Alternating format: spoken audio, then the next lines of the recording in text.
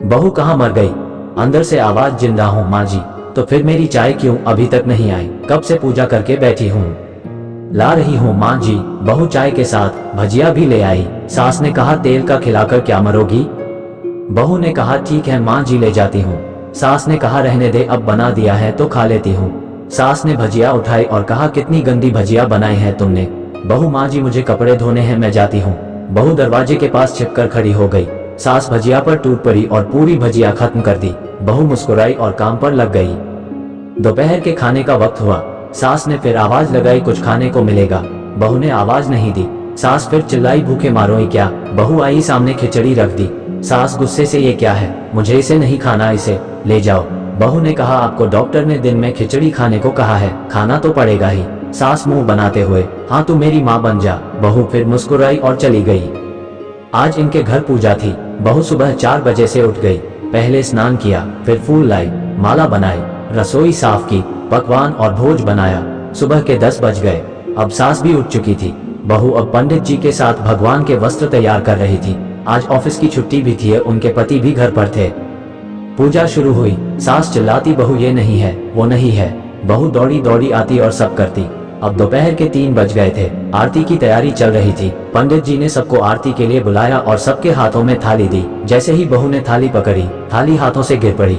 शायद भोज बनाते हुए बहू के हाथों में तेल लगा था, जिसे वो पोंछना भूल गई थी। सारे लोग तरह तरह की बातें करने लगे। कैसी बहू है, कुछ नहीं आता, एक काम भी ठीक से नहीं कर सकती, ना जाने कैसी बहू उठा लाए। एक आरती की थाली भी संभाल नहीं सकी। उसके पति भी गुस्सा हो गए, पर सास चुप रही, कुछ नहीं कहा, बस यही बोल के छोड़ दिया, सीख रही है, सब सीख जाएगी धीरे धीरे। अब सबको खाना परोसा जाने लगा। बहू दौड़ दौड़ के खाना देती, फिर पानी लाती। करीब 70-80 लोग हो गए थे। इधर 2 नौकर और बहू अकेली, फिर भी वहाँ सारा काम बहुत ही अच्छे तरीके से करती। अब उसकी सास और कुछ आस पड़ोस के लोग खाने पर बैठे। बहू ने खाना परोसना शुरू किया। सबको खाना दे दिया गया। जैसे ही पहला निवाला सास ने खाया, तुमने नमक ठीक नहीं डाला क्या? एक काम ठीक से नहीं करती, पता नहीं मेरे बाद कैसे ये घर संभालेगी। आस पड़ोस वालों को तो जानते ही हो ना साहब, वो बस बहाना ढूंढते हैं नुक्स निकालने का। फिर वो सब शुरू हो गए, ऐसा खाना है, ऐसी बहू है, ये वो वगैरह वगैरह। दिन का खाना हो चुका था। अब बहू बर्तन साफ करने नौकरों के साथ लग गई। रात में जगराता का कार्यक्रम रखा गया था। बहू ने भी 1-2 गीत गाने के लिए स्टेज पर चढ़ी। सास जोर से चिल्लाई, मेरी नाक मत कटा देना, गाना नहीं आता तो मत गा, वापस आ जा। बहू मुस्कुराई और गाने लगी। सबने उसके गाने की तारीफ की, पर सास मुंह फुलाते हुए बोली, इससे अच्छा तो मैं गाती थी जवानी में, तुझे तो कुछ भी नहीं आता। बहू मुस्कुराई और चली गई। अब रात का खाना खिलाया जा रहा था। उसके पति के ऑफिस के दोस्त साइड में ही ड्रिंक करने लगे। उसका पति चिल्लाता, थोड़ा बर्फ लाओ, तो सास चिल्लाती, यहाँ दाल नहीं है। फिर चिल्लाता, कोल्ड ड्रिंक नहीं है, पापड़ ले आओ। इधर उधर आखिरी में उसके पति की शराब गिर पड़ी उसके एक दोस्त पर और बोलत टूट गई।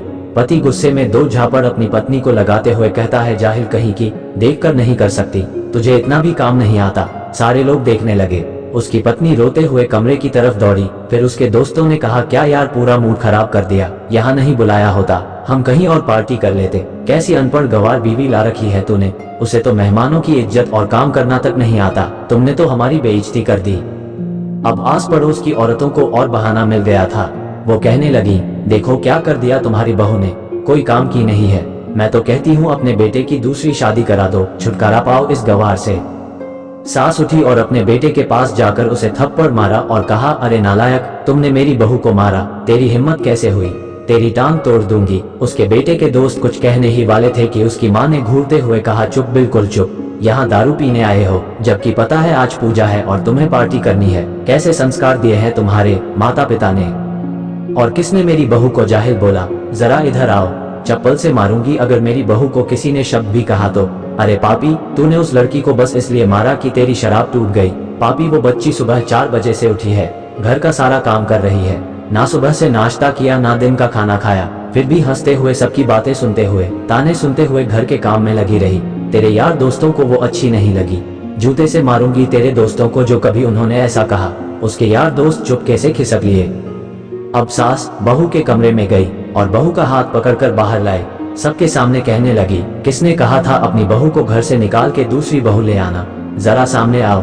कोई सामने नहीं आया। फिर सास ने कहा, तुम जानते भी क्या हो इस लड़की के बारे में, ये मेरी माँ भी है, बेटी भी।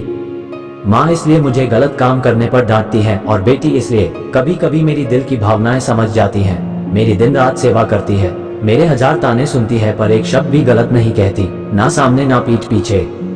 और तुम कहते हो दूसरी बहू ले आऊं। याद है ना छुटकी की दादी अपनी बहू की करतूत। सास ने गुस्से से पड़ोस की महिला को कहा, अभी पिछले हफ्ते ही तुम्हें मियाँ बीवी भूखे छोड़ घूमने चले गए थे।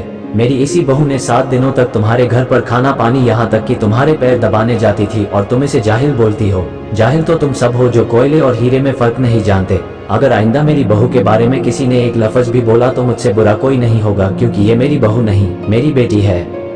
बहू अंडस को सिसकियां लेते हुए फिर कमरे में चली गई। सास ने एक प्लेट उठाई और भोजन परोसा।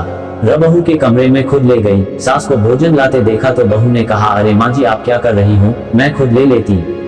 सास ने प्यार से ताना मारते हुए कहा, डर मत, इसमें जहर नहीं है, मार नहीं डालूंगी तुझे। तुझे नई सास चाहिए होगी, पर मुझे अभी भी तू ही मेरे घर की बहू चाहिए। बहू ने अपनी सास को रोते हुए गले से लगा लिया।